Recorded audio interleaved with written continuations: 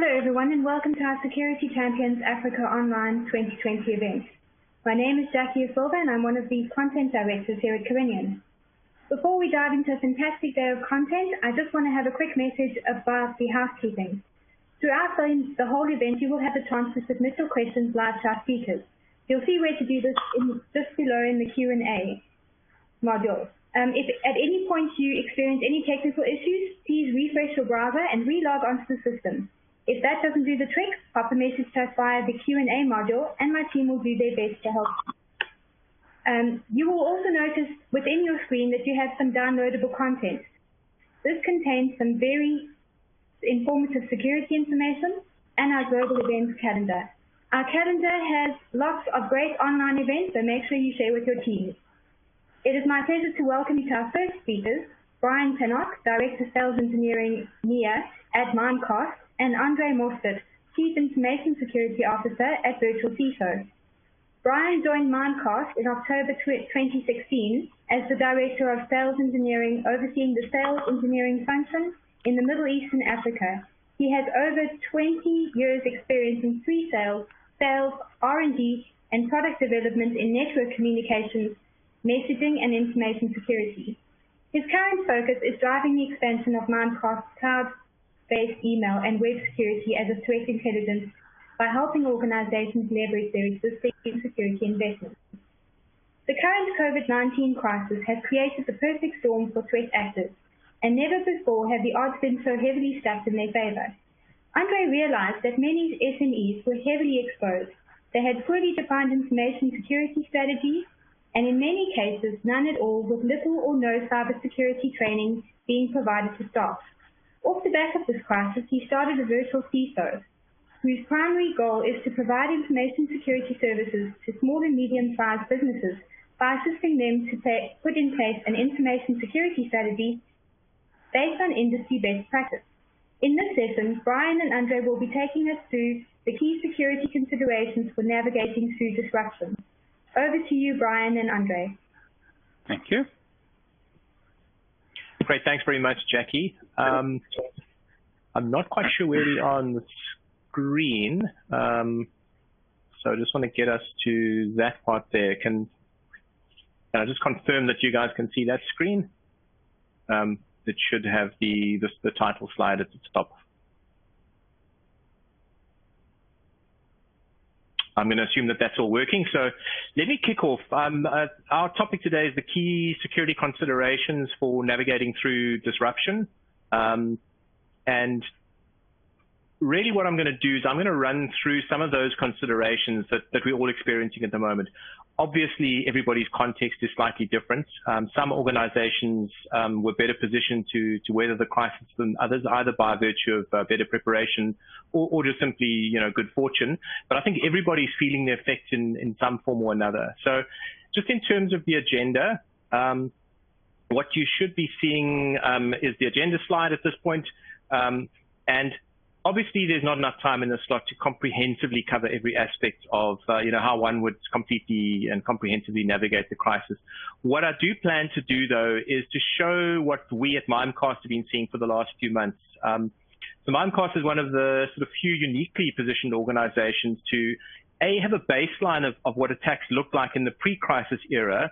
That's mostly around web security and email security, obviously, and B, have a broad enough global footprint across nearly 40,000 clients in both the email and the web security spaces to be able to track this. And then I think C, be able to identify the many forms of either the opportunistic kind of high volume attack all the way through to highly obfuscated campaigns. And we've seen everything across the spectrum.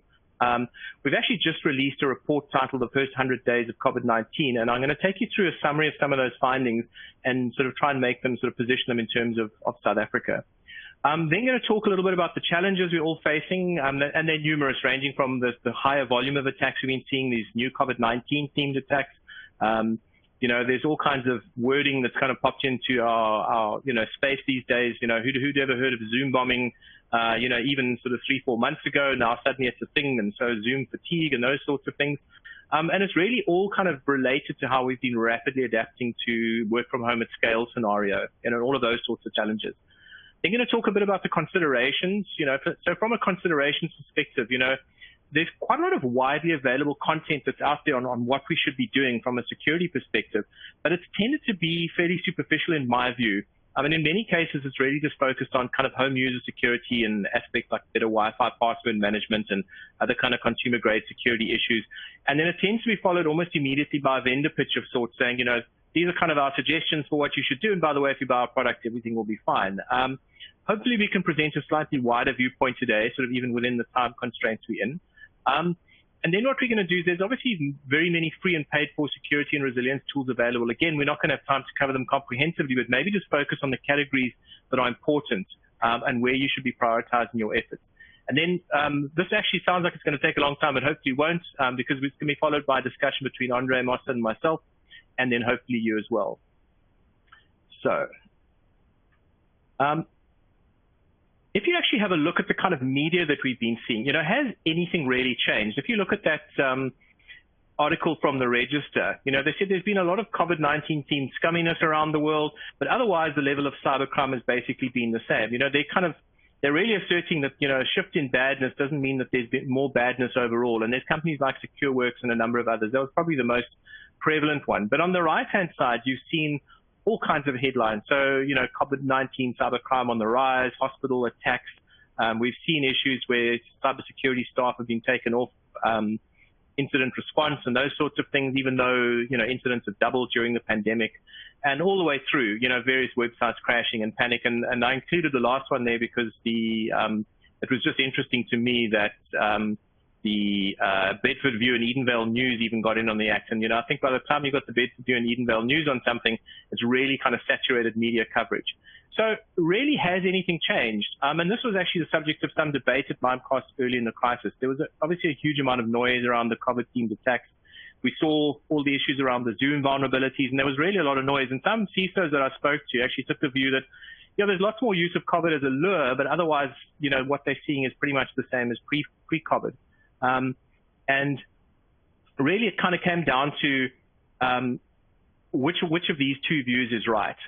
So just want to kind of get my screen. Sorry, apologies here. Seems to be working a bit better. There we go.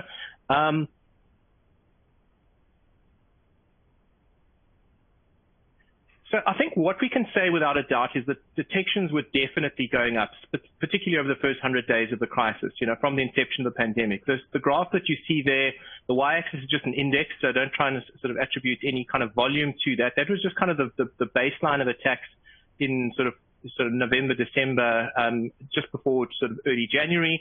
And what we saw is effectively a doubling of detections of various kind of things. So why is there this discrepancy in the views? And if you look specifically at sub-Saharan Africa, just to give you sort of a drill down into that thing, over the months of February and March, our threat intelligence team saw a massive increase in malware, spam, impersonation attacks. Spam increased by 46%, impersonation saw a 75% increase.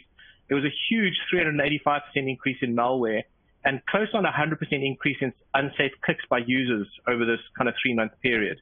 And so our kind of view on that is what the majority of CISOs and their teams were seeing was just the activity that requires intervention. And the ongoing campaign activity that we've kind of seen, which has probably not really changed in many respects, given the types of threat actors that we're looking at. That's obviously potentially good news in that if you've got something like Mimecast or something that detects the same kind of attacks, those detection mechanisms are actually remaining effective. And so the increase is really being felt more in terms of detections and blocked volumes rather than what the security teams are actually needing to work on. But that's kind of for now. If you look at it from a nation state perspective, and, you know, the more organized groups which we in our, the Mimecast MSOC actually monitor, apart from the sort of COVID-19 themed things, we're seeing the actual tempo doesn't really seem to have changed. So the big change really seems in the opportunistic and impersonation side. That's where we've seen the really big increases. And these figures were, you know, already the highest out of the range, and they just seem to be going up. And they're not going to require much more attention outside of tracking signatures and making sure those sort of get into the tool sets. But the fact that much of it is relatively easily detective kind of speaks to the overwhelming opportunistic activity, and that's been at the crux of the increase. So I think that really just talks to the trend that we've seen over the last decade in crime being increasingly cyber-related, and that this broad range of cyber criminals the world over just looking to exploit this opportunity that the pandemic presents. In some cases, almost certainly grabbing hold of these opportunities for cyber attacks and phishing, being facilitated by discounts in the as-a-service malware market. So the other thing just to bear in mind lastly is we actually saw a drop-off in Emotet activity, interestingly enough, and this is a campaign that comes and goes and we track it all the time. And in the previous quarter, it accounted for a significant amount of the volume of attacks that we've seen. And we saw that actually drop off in sort of late January, early February. But we actually expect that if Emotet gets factored in again, or the same level of attacks that we've seen, we're going to see an order of magnitude increase in detections again. So I think the there's a kind of huge significance to that. And if you add that factor in and the fact that we're relying on our detection engines actually picking up on these things, and it really is just about the fact that cyber criminals have pivoted quickly and just using the existing tools, I'd say that the trend is certainly worrying. If you look at what we did see was that cyber criminals seem to adapt very quickly, much faster than we were able to adapt. If you look at this graph here, this overlay on top of the graph, they were very quick at spreading disinformation, with the sole purpose of fueling the panic.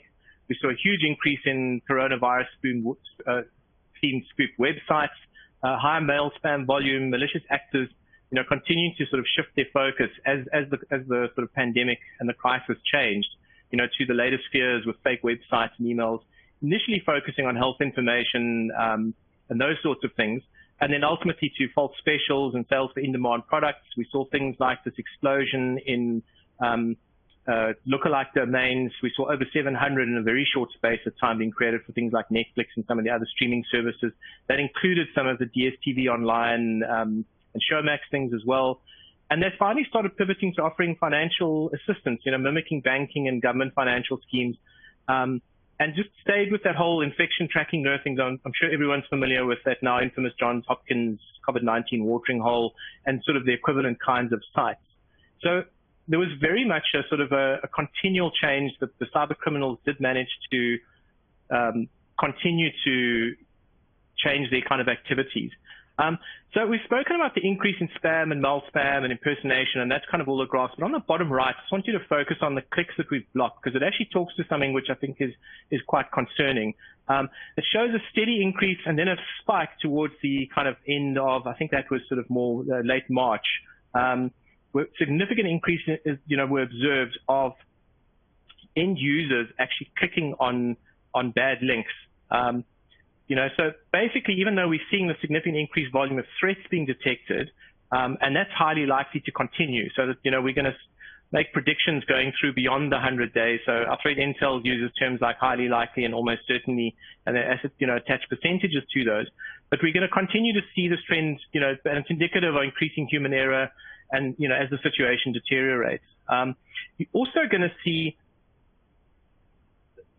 end users clicking on things as more and more users stay at home, and workforces who are not accustomed to working from home being introduced to unfamiliar practices and procedures outside of the sort of supervision and constraints that that they get in the ordinarily sort of supported environment, and those that are actually imposed in the workplaces where they normally are. This next slide really just talks to something as well. These are just some of the additional factors to consider, which may also be significantly impacting this figure. The extent of the lockdowns regionally and globally kind of add to the whole level of boredom that everyone's got, as well as a desire for up-to-date information and news. And we're seeing a significant enhanced potential for misuse by persons, other than just the employee through poor physical security or network-related services. So what we're seeing is these clicks may not just be related to the end users, the employees, they may be related to people in the home. And that's a sort of specific one on blocked COVID-19 specific clicks. So we're not just seeing malware in general going up, we're seeing COVID-19 specific URL clicks going up as well. And the pictures on the right there are really just sort of an indication of the kinds of emails and websites that sort of show the range of COVID-19 related campaigns that have been and continue to be undertaken by the threat actors during this reporting period. And there's quite a diverse mix of these sorts of things. It includes recycling of tried and tested methods, But the threats are also getting sort of more and more sophisticated as the pandemic continues.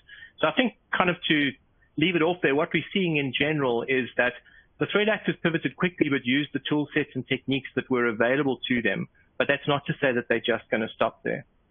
So where does that kind of leave us, and where do we need to get to next?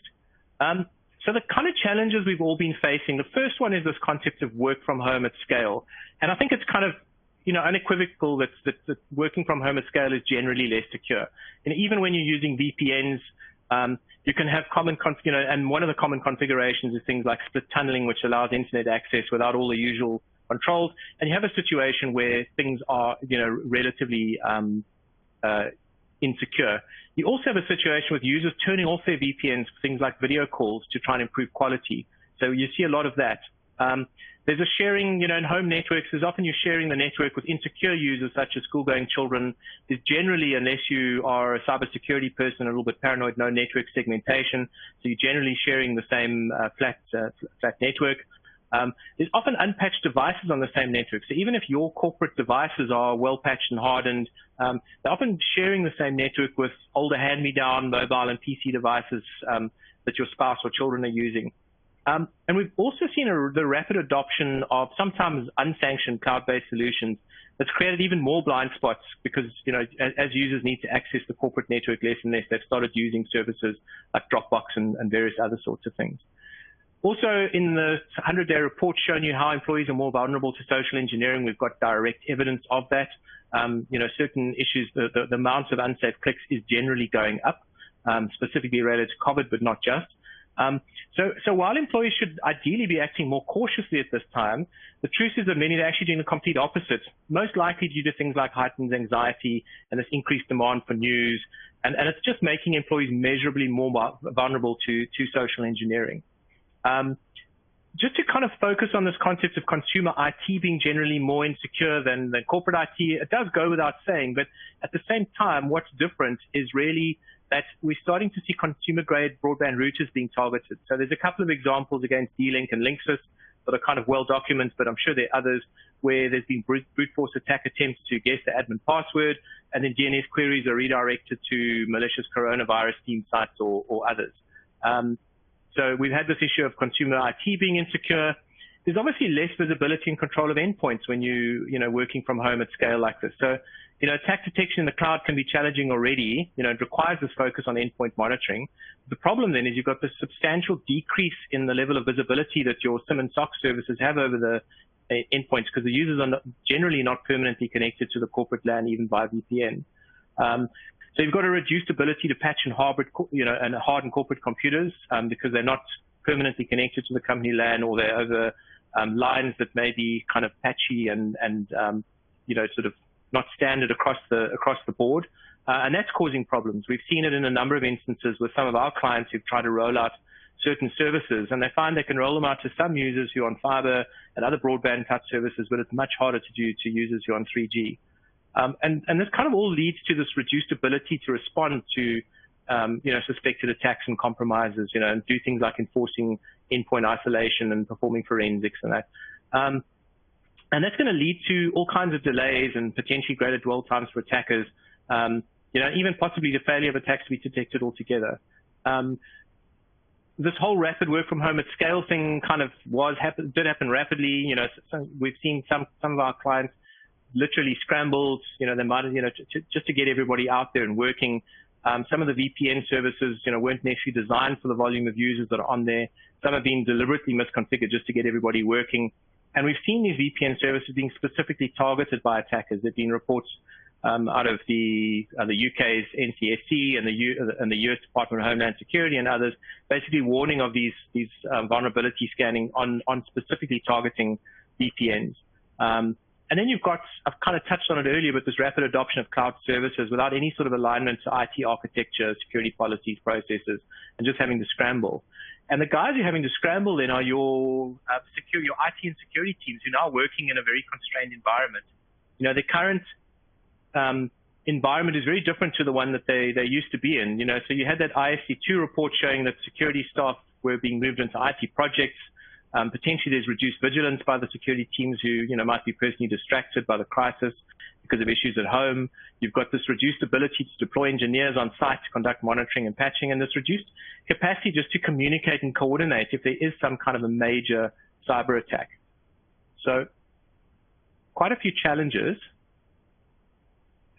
What we've done is we just asked we're putting a poll out to you just to kind of get a view of where you're feeling the most challenges are in this space.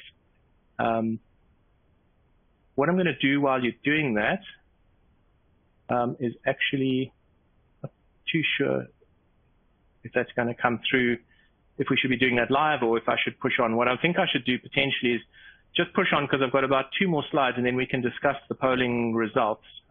So while I'm talking in the next slide, if you could just fill in that poll, really just finding, what sorts of challenges you found and what the priorities on those were. In terms of considerations, one of the things we really think that organizations should do is really consider, educating end users on best cyber practice. Employees who may be working at home for the first time might not actually be sufficiently aware of cyber threats. We've actually found that employees in organizations that are not using some form of cyber awareness training like Mimecast awareness training or something equivalent are actually 5 times more likely to click on malicious links than employees who actually are utilizing this kind of training. And this is something that we've picked up even more so in this 100 days report, is organizations that are using awareness training and using it effectively are actually having better results than those that aren't. And this rise in unsafe clicks actually suggests that there's an urgent need to consider refreshing any awareness training, just to help them create a sort of secure environment. Securing remote access is probably one of the biggest considerations, and really there's a couple of issues here. The one is to look at the DNS layer firstly and try and avoid your consumer routers provisioning any form of DNS services. So there's a number of things you can do there to try and resolve that, but that is certainly a quick win one could get to relatively easily. Multifactor authentication is another way to secure the remote access. Even if you're doing something as trivial as SMS, SMS and a password is still better than passwords only. And certainly consider things like password managers and just better password hygiene. So those are the kinds of things. And we get that in situations like this that you're kind of forced into certain trade-offs. So one of the things, and this is just a shout out to the guys at Orange Cyber Defense who made this point, so I think it's well made, is that authentication is likely to be a higher priority than confidentiality in a situation like this. Maintaining visibility over endpoints is going to be a challenge. So you should really just consider and continue to consider ways to establish visibility. Because it's critical to not only be able to detect but also respond, effectively to attacks. From a cost point of view, endpoints. One of our clients had a majority of contact center users on 3G. And data misuse was actually suddenly became a major consideration. In the first month of end users rolled out, they actually had, work from home users rolled out, they had a 3 million rand data bill, and they needed to kind of resolve that. So not so much a security issue, although it was related, it was kind of just misuse of data that was a challenge. Mobile devices are increasingly targeted, and really, if you can find ways to just trying to alleviate this thing. There's been a marked increase in mobile malware, specifically targeting Android devices. Not to say that Android is less or more secure than iOS, but that right now that seems to be where the effort is being put. So you need to find ways to establish visibility and just some degree of control over mobile device use. Consider things like patching mobile devices where possible, or some kind of mobile device management. So there's various options that are available to companies in doing that, all the way from prohibiting installation of third-party applications and those sorts of things. The biggest challenge that you've really got with mobile, particularly in South Africa, is we found these kinds of recommendations or considerations are much more easily absorbed in places like the United Kingdom and the US, where they tend to have corporate-owned mobile devices. In South Africa, these tend to be consumer-owned, which is a challenge.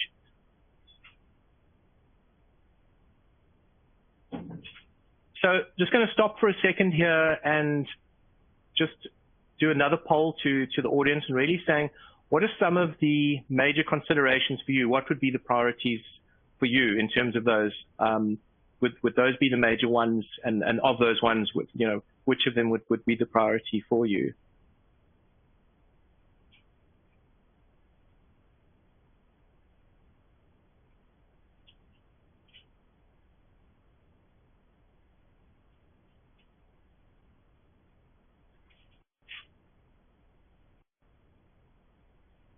Okay, hopefully everybody's come through and we can see the poll and see the poll result.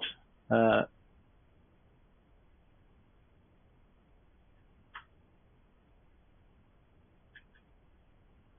then finally, I just want to chat very briefly about the sorts of tools that are available, and we can maybe talk about them in our discussion, Andre. So I'm really just going to touch on them briefly, the kinds of things that I think we should be talking about, looking at things, so awareness training, for example, there's been a number of vendors who've placed awareness training tools and made their awareness training free. And really one should look at, should one look at free or paid for at this time? And I guess it's going to be context specific. Something is definitely better than nothing, but really it's not just about pushing content down to users. It's also about measuring risk off a baseline and trying to improve your overall security posture. So ideally that would be the path that you can go, and that those sorts of tools are not necessarily always free. Certainly things like multi-factor authentication is something that we strongly advise. Securing DNS, there's various ways of doing that. Right now, there's a number of organizations, Mimecast being one of them, offering free W1 that's web security covered services, both for during this time. So if anybody's aware of that or not aware of that and is interested in doing that, you can go to the Mimecast website and have a look there. But equally, if that's something you don't want to do, that by the way, is a completely free, no strings attached type service that we're offering to the community at large, just to say if you've got no form of security whatsoever, we're offering you our secure DNS service for the period of COVID-19. It's a 90-day free service. And there's literally no strings attached at all to that service. Obviously, you will probably be called by someone saying, would you like to then purchase it at some point? But there's certainly no obligation to do so. If you're not interested in those kinds of services, look at hard coding your DNS servers into some of the services out there like Google and others.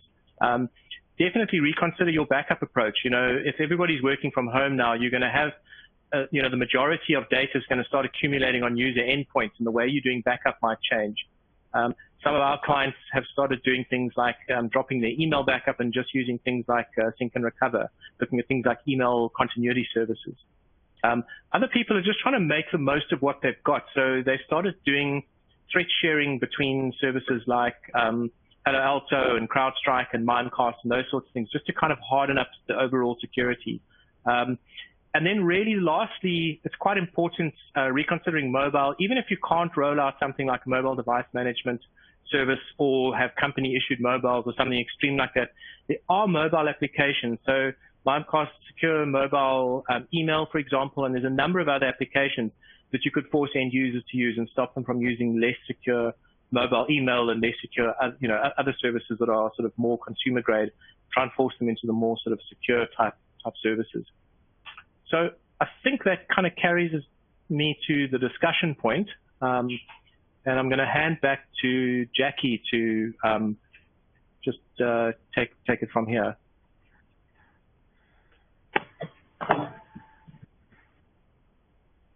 Hi, thank you. Welcome back. I just wanted to find out from Brian, you mentioned a large number of factors that are making cybersecurity more difficult during this crisis. Are there any positive factors that may have come out? So there are a number of positive factors. I think there's been a general much higher awareness of cybersecurity during this time. I think if you look at the media and the amount of media coverage in cybersecurity has been massive, all the way down to sort of local community newspapers, and I think that's good. I think there's been a bit of noise as well when you look at some of the issues around Zoom. And I think the other very, very positive thing is there's been a lot more community defense type approaches coming out. So certainly things like what Mimecast is doing with some of the other vendors like Palo Alto, CrowdStrike, and a number of others, that's starting to take hold in a big way. And we've also seen CISOs and cybersecurity professionals kind of piling in against some of these cyber criminals who are attacking health systems globally. So I think there's a small number of positives. I certainly wouldn't want to emphasize them too hard, but overall there's a huge amount to worry about. But as usual, there's sort of two sides to this. Okay, and you mentioned a number of challenges that companies are facing. Are these really that different from the challenges faced pre-crisis? What were the big differences between then and now, and what has stayed the same? So I think, general cyber hygiene and process and policies have stayed very, very much the same. So it's not, we try to focus on what the differences are. I think it's critical to understand that this is not just a slight difference in kinds, but the volume has stayed the same. What happened is the volume has definitely gone up. And if you've got the kinds of tools that can detect those sorts of attacks, then you're probably going to be largely okay. If you don't have the kind of tools that can detect these sorts of attacks, then you've potentially got a huge challenge on your hands. Because what we've seen over time, for example, when ransomware started out, the evolution of ransomware, it kind of tended to be in the very easy to detect category. And at a point in time, a number of organizations actually said ransomware is no longer a challenge because they started seeing it dropping off. And what had actually happened in that time is threat actors had actually started making it much harder to detect. So if you had the sort of tools that could detect it, then ransomware was still not a problem. But if you believed that ransomware was dropping off, then we saw a number of local governments, organizations in South Africa and globally get heavily hit by ransomware because of taking the view that it was no longer a challenge. Great, thank you. And then I just have a question for Brian. This could be a range of things and Brian mentioned a number of considerations, such as securing remote access or patching remote systems. What are the priorities here? What should you do first, and what elements are more important than others? Thank you very much. So I would suggest that you want to prioritize the mechanisms to ensure authentication. If where encryption is available, you certainly want to turn that on. You definitely want to enable MFA everywhere where it's possible. You need to look at your password hygiene in terms of what it currently looks like. How often are you changing your password? What does the password complexity look like? I would seriously look at what are your password lockout rules? They should be made much stricter. You would definitely want to change passwords more regularly, and you certainly you want to change passwords when everyone gets back to work. The users are going to be financially stressed at the moment, or many of them will be. Many of them are going to be uncomfortable because they've been rushed home to work from home. Many of them, this is not part of the culture that they're used to. And so security awareness is probably not going to be, on top of the agenda. It's a scary, unsettling time for them. So you need to think about how do they get access to IT staff in a hurry. So I'm not advocating for 1 second that, that service desks and that should not be available. But, consider making IT staff available via tools like Kazela, WhatsApp, maybe having user groups that can help with users that are not as used to working from home as your company's road warriors and remote workers. You do need to understand that phishing is going to be at an unprecedented level. So what are you doing to block and intercept it? Tools like Mimecast have the ability, and many others have the ability to increase the sensitivity of the spam filtering.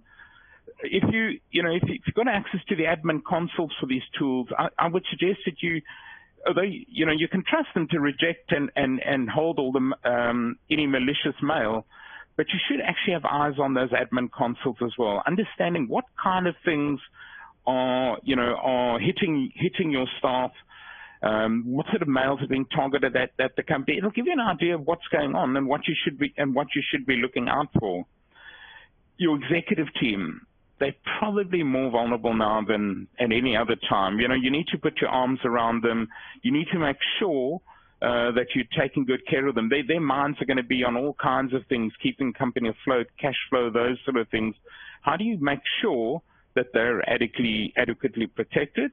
And then lastly, I'd suggest you must have an incident response plan. If you don't have one, it doesn't have to be a 100-page document.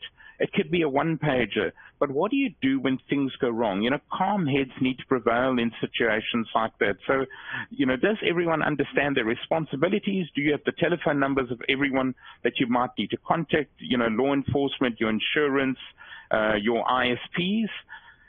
And these things need to be printed out and available to everyone. And this should cover things like, you know, DR and business continuity, because your problem has got a lot more complex now with your workforce split across, you know, the multiple locations. And then, as Brian mentioned, it's very important that you secure your, you know, your access to your VPNs, your DNS gateways, your web gateways. You know, whitelist the IPs that can connect to them. You know, consider turning off VPN outside of hours that people shouldn't be using them. Ensure you keep your logs for a far longer playing period that you normally would. I would suggest, you know, at least a minimum of 6 months worth of logs for, you know, for your VPNs. And of course, make sure you've got enough space to keep all that information. Watch out for inactive sessions and, you know, and disconnect those, and obviously limit users to one active session so that you can try and protect the, you know, the VPN bandwidth and stuff like that so that everyone is able to work. Andre, could I drill down on something you said there? Because I quite liked it, this concept of your executives needing kind of a little bit of an additional, you know, high touch. I actually asked a question of some of the guys in our threat intel center, you know, what would you do if you were a hacker in this time? You know, what would be different from the normal thing?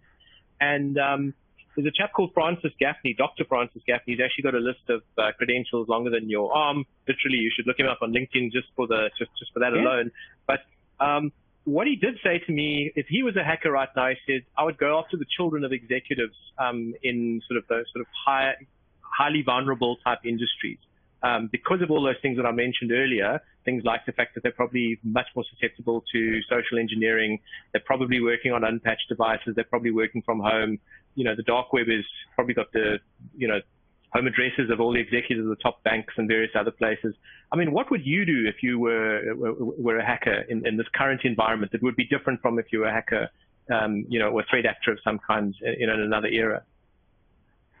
You know, Brian, that makes a lot of sense, and that's definitely something that I would look at pursuing. If you think about it, you know, most children today have got smart devices, they've got Instagram accounts, they've got Twitter, they've got Facebook, and it would be an ideal way to get into the home is to get in via one of them. You know, they're much more trusting. Security awareness is not really something that they would even consider or care about. And once, as you mentioned earlier in your chat, you know, the executive bringing his notebook home, his notebook might be perfectly patched, but it's not to say all the home devices are, and inevitably there won't be. So it'd be an ideal way to get a foot in the door, and once you're into that home network, in time you can get onto his laptop. You know, maybe one of the children end up using the computer. It's certainly something in terms of work computers that have been brought home. I would strongly recommend that they're not allowed to be used by anyone other than the person that laptop was issued to. And it would be very easy once you'd breached one of those children accounts or a wife or a spouse or a partner to move on to your actual target. Yeah, I think we're going to see. I agree with you. I think lateral movement is going to be quite different from what we've seen in the past. You know, and that sort of initial beachhead is also going to be potentially quite different. Something I wouldn't mind sort of touching on, because I didn't have a chance to go into in detail and just get your views on, is what do we do about mobile? You know, in the US, you know, in our company, everyone who works in the US is issued with a mobile device. Same with the UK. Here in South Africa, I own my own phone, and I'm quite sort of I guard it quite jealously. I don't like all these corporate tools being on it, you know, because it's, you know, I paid for it myself. And I think a lot of South African organizations are in the same sort of predicament. What are the options to kind of protect the mobile environment, you know, given all of these attacks on Android and things like that? So one of the challenges that you face here is exactly what you mentioned, is that a lot of the devices belong to the person themselves and not to the company, and so they feel that they have the right to refuse you know, what apps may or may not be installed on there. It's their device, they're free to do with it as they like. I would certainly suggest that if it's within your means, you need a mobile device management solution. if that is not the case, if you're unable to roll that out, then I would severely restrict what information, corporate information, may be available on a mobile device, and whether in these times it's not, you don't outlaw it completely until such time that you can control and properly manage those devices. They would, a jailbroken device for certainly would not be, should not have any access to any corporate information of any sort. Data leakage prevention is probably more important now than ever before. We've got a whole lot of legislation that's pending, but also, with these devices having access to that information, the last thing you want is your customer or, your confidential information out there on the dark web. Okay. I'd also like to touch on this concept of incident response. I liked what you were saying about incident response. I just want to maybe sort of double click on some aspects there. If you take the example of a ransomware attack that might in the past have been something of an inconvenience, you might now find that the company you're working for is financially distressed, things are a lot more brittle. Where do you go with things like paying the ransom, resolving the issue, getting back to your last known good state? How does that all change under the sort of current conditions? Maybe even your cyber insurance there's a different scenario. Cyber insurance may, prohibit you from paying a ransom, but it's probably one of the quickest ways to get back up and running. Particularly if you're in the healthcare environment, for example, you may actually have an ethical obligation to save lives and get back up and running. There's a whole lot of issues here that are slightly different from what they might have been a few months ago. Absolutely. Paying the ransom should really never be an option. And you should do everything possible to make sure that you never find yourself in that scenario. Of course, there's absolutely no guarantee either that once you hand over the money to the threat actors that you're ever going to see your data again, or that the demands for more money are not, are not going to be seen. So it's really, I think you've got to take the right steps to make sure you're not in that position. So you need incident playbooks on how you decide on how you handle every scenario. You really need to have drilled and rehearsed these as well, because it's no good dusting off a playbook or an incident response plan. It's out of date. You haven't seen it for years. The contact details and everything that's on there. And of course, if it's not printed, it's on the device that's got the ransomware. Now you don't even have access to that. So I'm a big advocate for, for good corporate governance. And with these kind of things like ransomware and that, you've needed to have rehearsed over and over and over how you tackle these things, because cool, calm heads go a long way to ensuring that you recover and you don't make the problem worse. But, paying the ransom would be the very last thing you should have to do. Great. I see we've got a few questions. Apologies, this was off the screen. Yeah. Do you want to kind of put those questions through? Yes, please, if I could. So I just want to read through the first one. Are the detections in the millions or the billions? So the detections are in the millions. What depends on what, if you're talking over the course of a year, they're in the billions. If you're talking over the course of just 100 days, those are in the millions. So I'm not sure why hopefully that clears that up. Okay, and then we have time for just one more, and then I'm going to email the rest of the questions to Brian and Andre, and they will then email back the answers. So the next question is, how safe are PW managers with a set of credentials to your LifeVault credentials? Sure, maybe I'm going to let Andre answer that. I have an opinion on that. The answer is it depends, but I think maybe Andre can answer give a more complete answer. Yeah, I think you're 100% correct there. I mean, you need to use sort of a password manager that's well entrenched within marketplace. You need to be very careful with the keys and that around accessing your own personal vault. But password managers do make a lot of sense, because you can make the individual passwords a lot more complicated. And the chances of your individual passwords being guessed or compromised are much harder. The danger, however, is that if you don't look after the credentials for the password manager, you have the ability to maybe give a threat actor access to all of your passwords. Fantastic. Thank you so much. If I could just say a quick thank you to Brian and to Andre for sharing that insight. It was a great session. For the questions we didn't get through, we will email you with answers, so thank you for sending them in.